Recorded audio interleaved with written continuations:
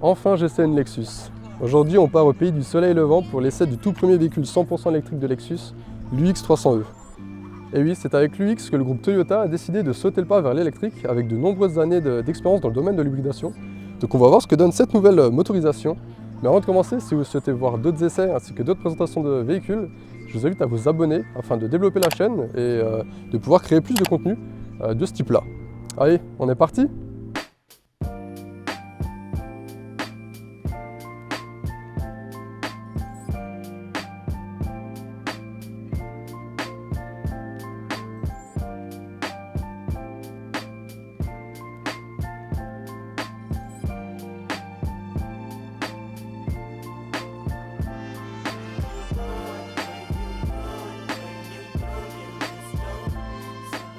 Toyota étant un précurseur dans l'hybridation avec la très célèbre Prius, le constructeur japonais a très rapidement fait profiter sa division luxueuse Lexus des avancées technologiques dans le domaine. Aujourd'hui, à l'ère de l'électrique, la quasi-totalité de la gamme dispose de motorisations hybrides. Pourtant, Toyota tâte le terrain de l'électrique avec l'UX 300e que je vais vous présenter aujourd'hui. Alors on va commencer par l'extérieur et vous pouvez tout de suite voir qu'on a vraiment un design très japonais avec des lignes très marquées et je trouve que ça donne vraiment un côté très agressif que j'apprécie particulièrement. On retrouve donc sur cette face avant la calandre Lexus avec beaucoup de petits picots comme ça, je trouve ça vraiment très joli. On retrouve aussi donc le grand logo Lexus avec le L et si vous regardez bien vous le retrouvez vraiment partout sur le véhicule. On en a déjà sur la calandre, ici ils sont inversés donc logique, mais on en retrouve aussi donc ici sur le feu full LED avec la signature lumineuse, vraiment très sympathique. On a ici une petite partie en plastique un peu chromé qui donne un côté vraiment premium à l'ensemble, enfin à la face avant.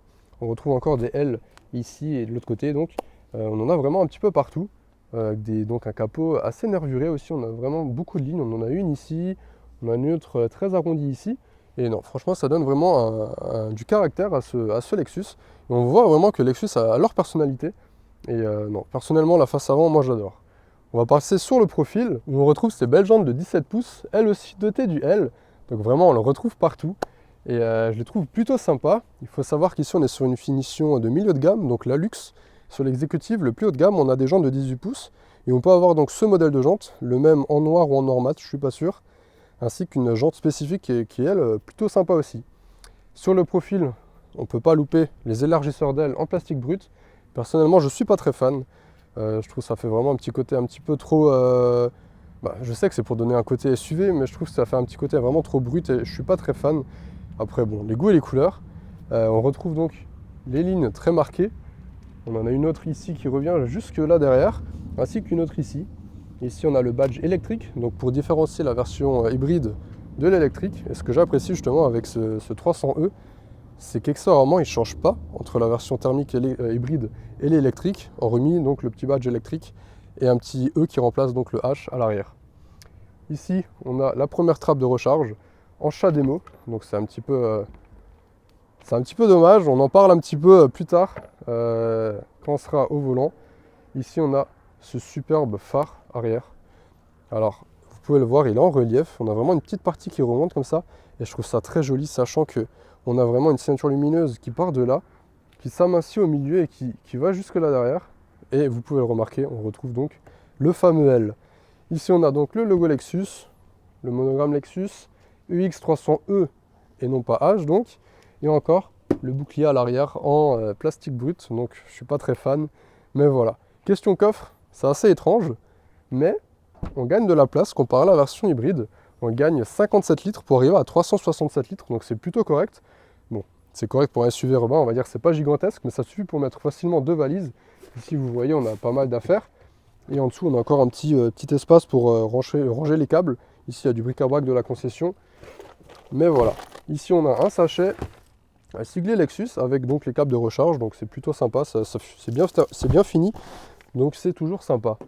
Pour ce qui est des dimensions, on a un véhicule de 4,49 m de long, 1,84 m de large et 1,54 m de haut. Question poids, on est sur une tonne 840 avec environ 300 kg de batterie. Donc ça peut paraître assez lourd, mais au volant, on ne le ressent pas tant que ça. Je vous en parle un petit peu plus tard. Et pour finir, ici, on a la trappe donc, de recharge en type 2. Donc pas de CSS combo. Donc voilà, on en parle aussi tout à l'heure. On va passer maintenant sur l'intérieur.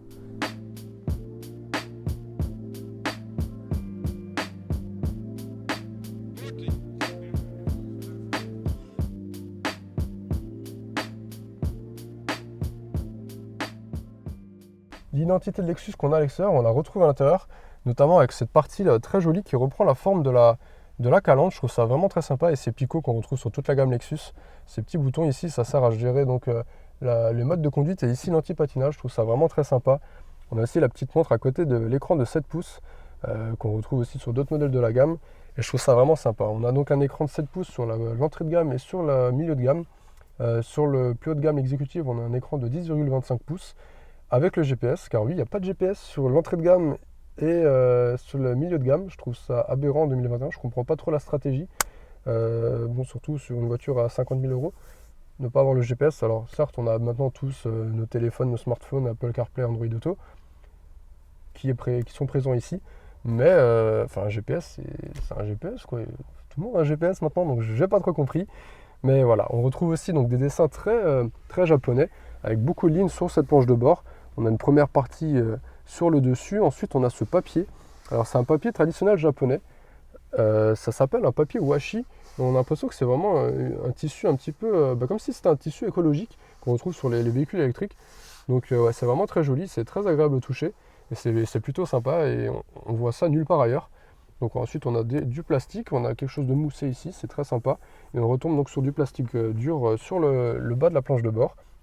Ici on a donc tout ce qui est aérateur, warning. Ici on a la commande du chauffage, pardon, et de la climatisation. Ici on a tout ce qui est sèche chauffant, ventilé, volant chauffant, etc. Et c'est la première fois que je vois ça, mais on peut régler ça automatiquement. J'avais jamais vu ça honnêtement sur une voiture, donc ça peut être pas mal. En dessous on a un chargeur à induction et une prise 12 volts ici. L'animation est plutôt sympathique.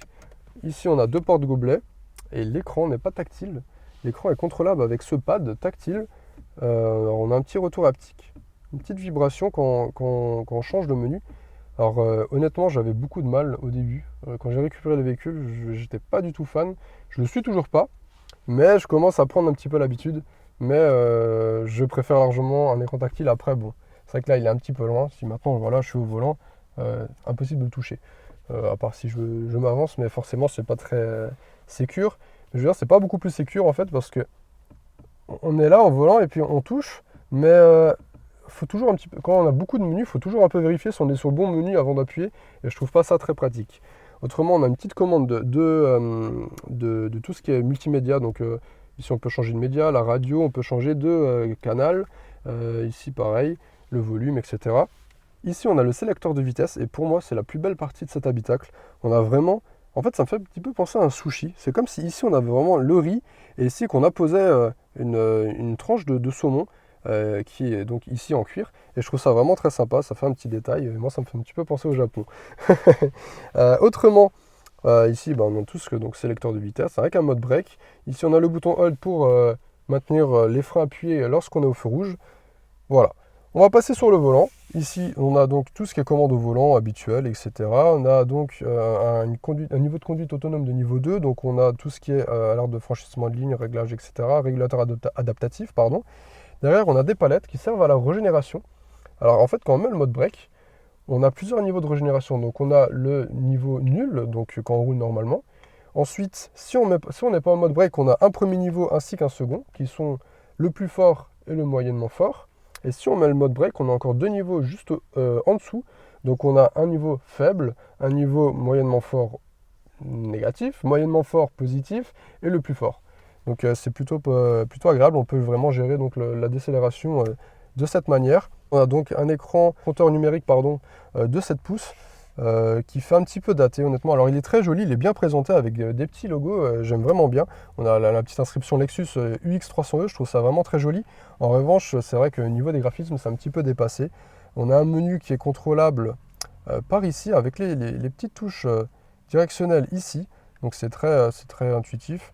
On retrouve tous les menus, etc., les paramètres, etc., l'audio, etc. Donc c'est pas mal. Mais voilà. Moi je suis pas très fan des graphismes. C'est vrai que à l'heure actuelle, on aurait pu faire un truc beaucoup plus joli, mais voilà, c'est un choix. de Lexus. Ici, on a quelque chose de très sympathique qui manque sur mon MX5. En fait, on a donc un accoudoir qui sert de rangement.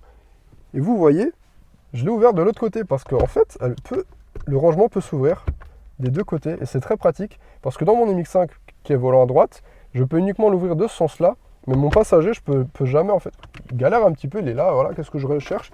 Et en fait, du coup, bah, là, il suffit de juste appuyer et hop, on a de nouveau accès.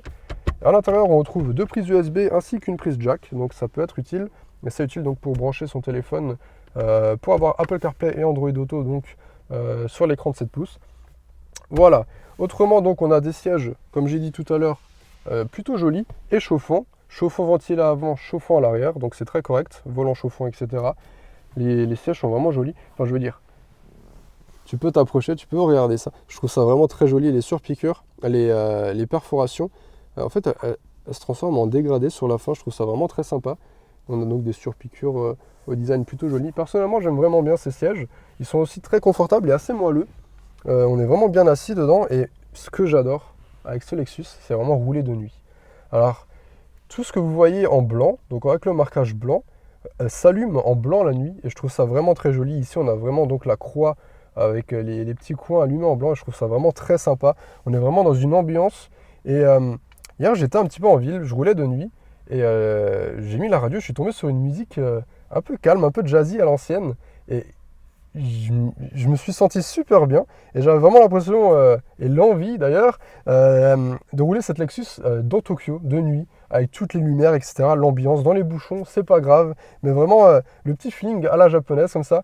Et ça m'a fait vraiment plaisir. En revanche, tout n'est pas très bon. Il y a des boutons qui me dérangent un petit peu. On a tous les boutons. Vraiment, quand je dis tous les boutons, c'est tous les boutons de l'habitacle qui ont un son très correct et un feeling très correct. On appuie, c'est vraiment doux, c'est vraiment agréable. Et on a ces boutons-là. Donc ces boutons aviation un petit peu. Et écoutez-moi ça. Je trouve que ça fait vraiment cheap. Surtout que bon, la climatisation, c'est ce qu'on utilise quasiment le plus. Alors je dis pas on va utiliser beaucoup le pad, mais c'est ce qu'on utilise quand même très souvent. Et je sais pas, ça fait vraiment tâche. Comme dit, là on appuie sur le siège chauffant, écoutez, on n'entend rien, c'est tellement doux. Et même au toucher, c'est très agréable. Et ici on a des boutons qui font un petit peu cheap. Alors je trouve ça un petit peu dommage, je trouve que ça gâche un petit peu l'ensemble, surtout qu'il est très réussi. Donc de ce côté-là, je suis pas très fan. Et un autre point sur lequel je suis un petit peu déçu, c'est que pour ce tarif-là, on n'a pas les rétroviseurs rabattables électriquement. Lorsque l'on verrouille le véhicule, et lorsqu'on arrive, il se déploie pas, c'est manuel. Et je trouve ça un petit peu dommage sur un véhicule à 50 000 € en 2021. Surtout que bon, les Lexus, c'est quand même une gamme premium. Je trouve ça un petit peu dommage. C'est un petit détail, mais pour moi, je veux dire, on le voit de plus en plus, et je trouve ça un petit peu dommage de ne pas l'avoir mis sur ce modèle. Je vais maintenant vous emmener avec moi sur la route, je vais vous donner quelques points sur la conduite et mon ressenti au volant. Allez. Et nous voilà au volant. Lors de la présentation extérieure, je vous ai parlé du poids du véhicule qui est quand même de 1840 kg, et je vous ai dit qu'on ne le ressentait pas tant que ça dans le volant. Alors c'est le cas, mais c'est vrai qu'au tout début, je le ressentais un petit peu quand même. Je sortais de ma Giulietta et j'ai roulé le véhicule en ville. J'étais un petit peu dans les bouchons, etc. Donc on roulait un petit peu au pas. C'est vrai qu'aux réaccélérations, je sentais quand même que c'était beaucoup plus lourd. En revanche, après quelques kilomètres, je me suis quand même rapidement habitué. Donc maintenant, comme dit, ça fait 3 jours que je l'ai, donc je suis entièrement habitué. Donc ça va très bien. Et ouais, non, on a un volant, donc comme dit, on est sur un véhicule électrique en plus récent. Donc c'est très léger, c'est très agréable à manier, on sent plus tant le poids que ça. Et non, franchement, c'est très agréable, même en ville, etc. Franchement, c'est correct. Donc ouais, la direction est assez légère, mais elle est quand même un petit peu dure. Je veux dire, c'est pas non plus tout léger. Donc j'aime vraiment bien, on ressent quand même le véhicule. Et c'est plutôt correct. Alors en mode sport, le volant se durcit pas. Mais donc on est vraiment comme ça sur ce type de direction tout le temps. Et j'aime plutôt bien. En montagne, c'est aussi très sympa. J'ai pu y faire un petit tour. Et je pensais qu'en fait, il allait prendre quand même pas mal de roulis avec le poids et le gabarit. Et au final, pas tant que ça. Donc c'est quand même agréable. Alors je dis pas, il en prend, mais on se sent pas en insécurité. Même si on bouscule quand même fortement le véhicule, on sent comment il réagit. On n'est pas, c'est pas flottant en fait dans la direction, donc c'est très agréable et ça m'a quand même assez surpris. on a quand même un véhicule qui tient plutôt bien la route. Après bon, quand même le point de gravité qui est pas au plus bas, mais je veux dire qui a baissé avec les batteries dans le plancher. Donc franchement ça fait bien le taf. Et puis ouais non franchement c'est un super véhicule à conduire, c'est très léger, c'est très confortable aussi. Encore heureux je veux dire, c'est quand même Lexus, donc ouais non franchement c'est très confortable. Je vous ai dit on a des assises assez moelleuses, on est bien calé. Moi qui ai tendance à me balader dans les sièges, là on est vraiment bien calé avec des renforts sur les côtés, c'est très agréable. Et comme dit on a les sièges chauffants, les sièges ventilés, donc en toute saison c'est très agréable. En termes d'insonorisation on est aussi très bien. Franchement la nuit, même sur autoroute, en ville, tout. En ville, pardon, sur autoroute, à partir de 120 top, on entend un petit peu le bruit de vent au niveau des rétros, mais bon, les rétros sont quand même assez volumineux. Et voilà, ça reste un SUV, on est quand même assez haut. Donc c'est tout à fait normal, mais autrement, on est vraiment, c'est vraiment un habitacle très calme, très reposant. Autrement, en termes de conduite, je vous ai parlé un petit peu des palettes tout à l'heure. Et donc ouais, on peut les utiliser. Alors, je les utilise pas très souvent, je vous avoue. J'ai pas l'habitude en fait. Et donc ouais, on a vraiment donc 5 niveaux comme je vous ai dit. Et donc c'est assez agréable. Par exemple là maintenant j'arrive sur un rond-point, hop, je rétrograde, elle ralentit toute seule, j'appuie pas sur les freins.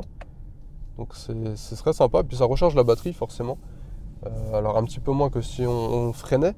Mais comme dit, ça évite d'user les freins, etc. Donc c'est cool. J'avais déjà pu retrouver ce système sur le Mazda MX-30. En revanche, sur le Mazda, les freins s'allumaient quand on l'activait. Ici, c'est pas le cas, donc je trouve toujours que c'est un petit peu dangereux. C'est comme les mode break qui allument pas les freins. Je trouve que c'est un petit peu dangereux. Faut toujours vérifier un petit peu derrière que la personne remarque qu'on ralentisse. Donc ouais, ça, après, bon, ça dépend des véhicules, mais c'est vrai que pour moi, je trouve ça un petit défaut. Je fais toujours gaffe.